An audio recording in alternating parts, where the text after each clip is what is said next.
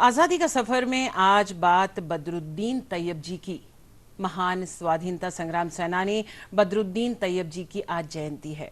कांग्रेस के तीसरे अध्यक्ष के रूप में बदरुद्दीन तैयब जी ने जन जागरण और अंग्रेजों के खिलाफ आंदोलन में बढ़ चढ़कर हिस्सा लिया। देखिए ये रिपोर्ट।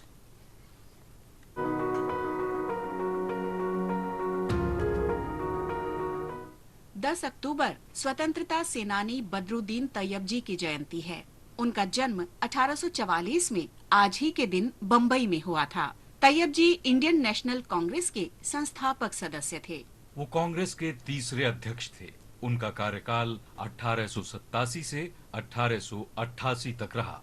तैयब जी की शिक्षा यूरोप में हुई। वो दिसंबर 1867 में भारत लौट आए और बम्बई उच्च न्यायालय में पहले भारतीय बैरिस्टर बने। उस समय अदालतों में कोई भी भारतीय जज या वकील नहीं होता था।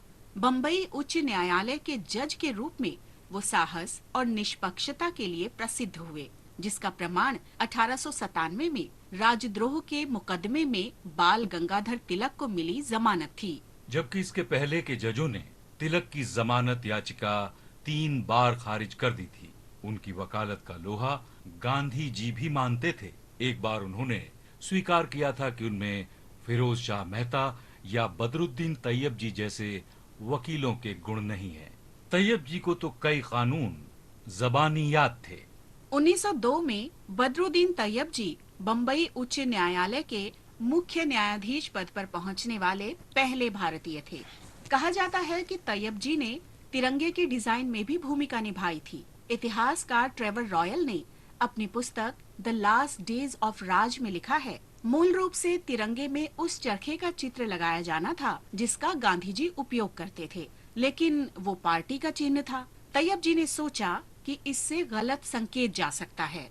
बहुत सोच विचार के बाद गांधी जी उसकी जगह अशोक चक्र अपनाने पर सहमत हुए, क्योंकि उनकी नजर में सम्राट अशोक का हिंदू और मुसलमान दोनों ही सम्मान करते थे। इसके बाद एक रात को पंडित जवाहरलाल नेहरू की कार पर जो ध्वज लगाया गया, उसे तैयब जी की पत्नी सुरैया ने विशेष रूप से बनाया था। 22 जुलाई 1947 को संविधान सभा की बैठक के दौरान उसी ध्वज को अनुमोदित, स्वीकृत और आत्मसात किया गया तथा 15 अगस्त 1947 को वो भारत का आधिकारिक झंडा बन गया। भारत के इस महान सेनानी, राष्ट्र ध्वज के डिजाइनर और कानून के ज्ञाता का निधन 26 अगस्त 1906 को लंदन में हृदय गति रुकने से हुआ था।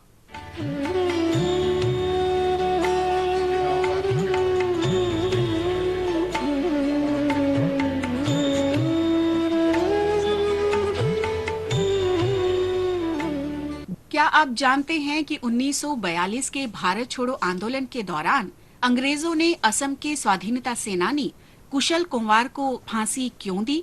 उन पर असम में ब्रिटिश सैनिकों को ले जा रही ट्रेन को पटरी से उतारने के आरोप लगाए गए थे। 10 अक्टूबर 1942 की रात 1:52 पर जब ट्रेन पटरी से उतरी तो वो गोलाघाट जिले में सरूपाथर रेलवे स्टेशन से करीब 1 किलोमीटर दूर थी। गवाहों के अनुसार इस दुर्घटना में करीब 1000 ब्रिटिश सैनिक मारे गए। दुर्घटना के तुरंत बाद पुलिस और सेना के जवानों ने पूरे इलाके को घेर लिया। इसके बाद इलाके में जबरदस्त अत्याचार और गिरफ्तारियों का दौर चला। इस दुर्घटना के सिलसिले में अनेक स्वाधीनता सेनानियों को पकड़कर जेल भेज दिया गया। उस दौरान कुशल कुंवर को लोगों ने भूमिगत होने की सलाह दी, लेकिन उन्होंने मना कर दिया, क्योंकि कुंवर गोलाघाट जिला कांग्रेस कमेटी के प्रमुख नेता थे।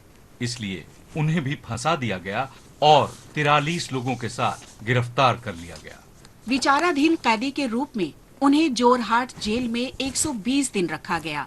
इसके अलावा उन्हें 100 दिन एकांत कोठरी में कैद रखा गया। इसके बाद उन्हें 15 जून 1943 को अंग्रेजों ने फांसी दे दी।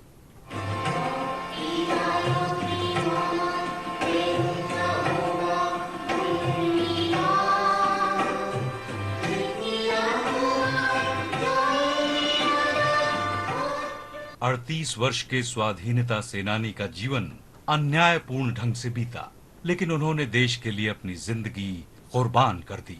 2016 में असम सरकार ने सरूपाथर के निकट बलिजान में इस शहीद के घर को संरक्षित करने का फैसला किया।